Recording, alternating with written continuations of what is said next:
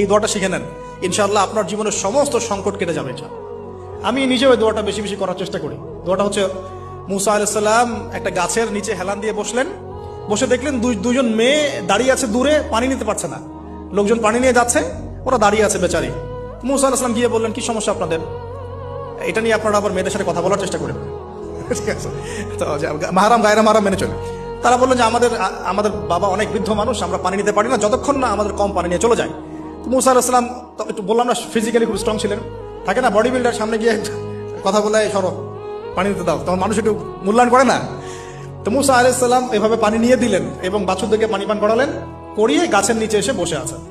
বসে বসে তিনি দোয়া করছেন, এই যে দোয়াটা তিনি দোয়া করছেন, রব্বি, একটা নেক কাজ করলেন, নেক কাজ করলেন না, মানুষের উপকার করলেন, নেক কাজ করে এসে গাছের নিচে বসে দোয়া করছেন, আল্লাহ এখানে তো আমার খাবার পানি বাসস্থান কিছুই নাই, আমি কি করব? রব্বি ইন্নি লিমা আনজালতা ইলাইয়া মিন খায়রিন ফাকির, রব্বি ইন্নি লিমা আনজালতা ইলাইয়া মিন খায়রিন ফাকির। আবার বলেন, রব্বি ইন্নি লিমা আনজালতা ইলাইয়া মিন খায়রিন ফাকির। অর্থ হচ্ছে, হে আল্লাহ, তুমি তোমার পক্ষ থেকে আমার উপরে যে নিয়ামতগুলো দিবে, আমি এর জন্য ফকির হয়ে বসে আছি। আল্লাহ অর্থ বুঝে পড়বেন ভাই, নামাজ রোজা হজ যাকাত যাই করেন আল্লাহর ওয়াস্তে অর্থ বুঝে পড়বেন। অর্থ বুঝে পড়লে আপনার ইবাদতের স্বাদ পাবেন, তৃপ্তি পাবেন, আল্লাহ